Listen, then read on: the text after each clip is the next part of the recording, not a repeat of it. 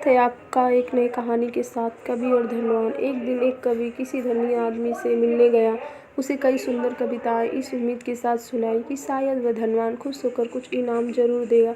लेकिन वह धनवान भी महाकंजूस था। बोला, तुम्हारी कविताएं सुनकर दिल खुश हो गया। तुम कल फिर आना, मैं तुम्हें खुश कर दूंगा। कल शायद अच्छा इनाम मिलेगी। ऐसा कल्पना करते हुए वह कवि घर पहुंचा और सो गया। अगले दिन वह फिर से उस धनवान के हवेली में जा पहुंचा।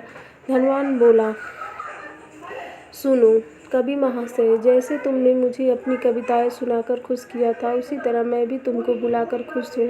तुमने मुझे कल कुछ भी नहीं दिया, इसलिए मैं भी कुछ नहीं दे रहा। हिसाब बराबर हो गया। कवि बेहद निराश हो गया। उसने अपनी आप बीती एक मित्र को कहा सुनाई और उस मित्र ने बीरबल से बता दिया। सुनकर बीरबल बोला, अब जैसा मैं कहता हूँ वैसा करो। तुम उस धनवान से मित्रता करके उसे खाने पे अपने घर बुलाओ।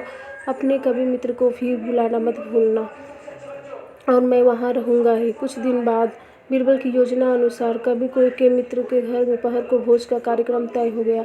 नियत समय पर वह धनवान भी आ पहुँचा। उस समय बीरबल, कवि और कुछ अन्य मित्र बातचीत में मशगूल थे।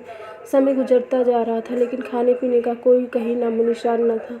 वे लोग पहले की तरह बातचीत में व्यस्त थे। धनवान की बेचैनी बढ़ती जा रही थी। जब उससे रहा न गया तो वो बोली पड़ा, भोजन का समय तो कब का हो चुका है। क्या हम यहाँ खाने पर धोखा किया है? अब बीरबल हंसता हुआ बोला, यदि मैं कहूँ कि इसमें कुछ भी गलत नहीं है, तो तुमने इस कवि से यह कहकर धोखा किया था ना कि कल आना, सो मैंने भी ऐसा ही किया। तुम जैसे लोगों को ऐसा ही व्यवहार होना चाहिए।